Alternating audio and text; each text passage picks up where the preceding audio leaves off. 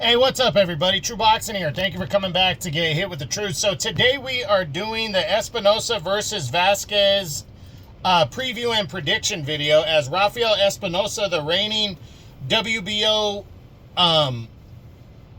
featherweight champion of the world at 126 pounds, makes the next defense of his title against former world title challenger Edward Vazquez. Big fight right here between these two. It takes place this Sunday, May 4th, on the ESPN Plus undercard of Inoue and Cardenas, as they will collide for the undisputed title at 122. Now, before we get into that, if you could smash the like button, leave a comment, or subscribe to the channel, I really do appreciate any and all support that I can get as I continue to build my channel here. So this fight, I'm personally very excited for this fight. I think this fight is very underrated. You got Espinoza, the reigning undefeated champ. He's been great since he pulled off the upset in December of 23 over Robeisy Ramirez. I think he stopped. He scored a win over Sergio Sanchez last June, and then forced Ramirez to quit in their rematch back in December, and now he'll step in making the third defense of his title. And I'm telling you, Edward Vazquez is a very good contender getting a crack at the title here. Edward Vazquez was a 130-pounder. His only two losses came at the hands of Ray Ford in a very close, controversial call at featherweight, and then I think it was November of 23, he lost a disputed decision to Joe Cordina for the IBF super featherweight title.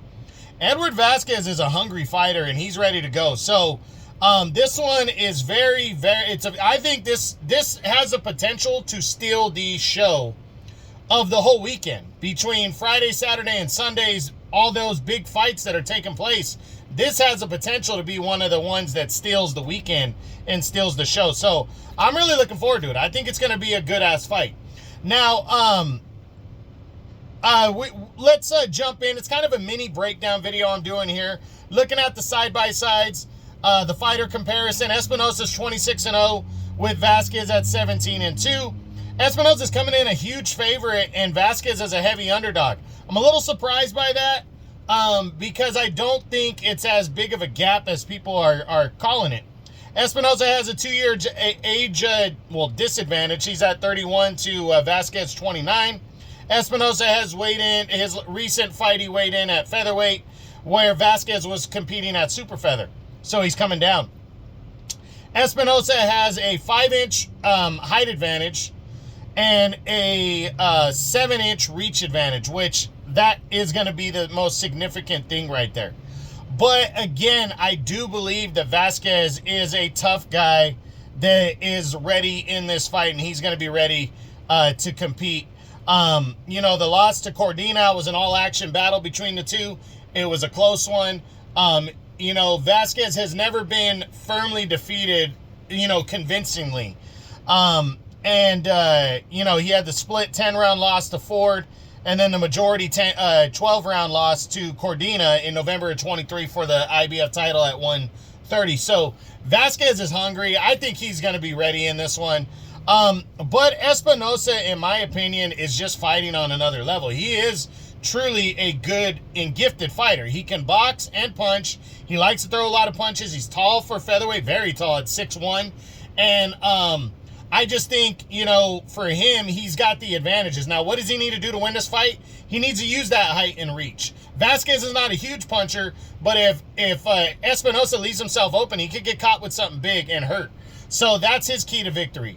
What does a win mean for him? It means everything. He can continue rolling, maybe set up a unification or that potential showdown with Emmanuel Navarrete at 130 for the WBO title there.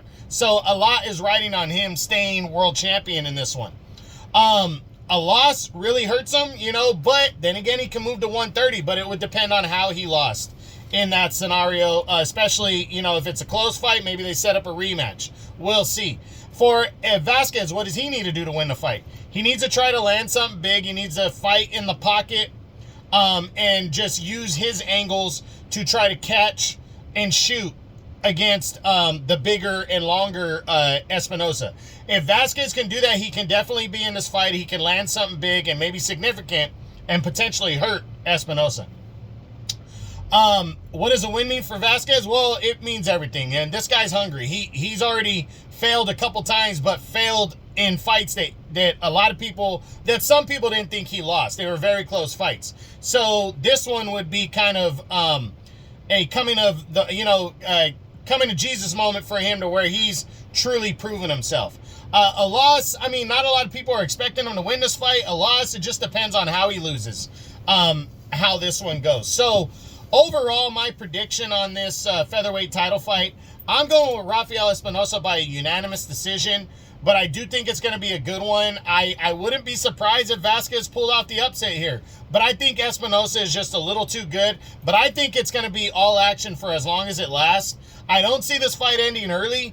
If there's a knockout, I think it's going to be in the late rounds for Espinoza, or it's going to be Vazquez catching him, Espinoza, just out of nowhere with a big shot. But I got Espinoza winning and staying champion. We'll see what happens. This fight takes place this Sunday, May 4th on ESPN+. So that's it. That's what I got. That is my Espinoza versus Vazquez preview and prediction video as Rafael Espinoza returns to defend his title, his WBO featherweight title, for the third time against Edward Vazquez on the ESPN+ undercard of Naoya Inoue and Ramon Cardenas for the undisputed super bantamweight championship of the world at 122 pounds. So that's it. I hope you enjoyed it. If you did, smash the like button, leave a comment, or subscribe to the channel. I appreciate any and all support. This is True Boxing, and you've been hit with the truth.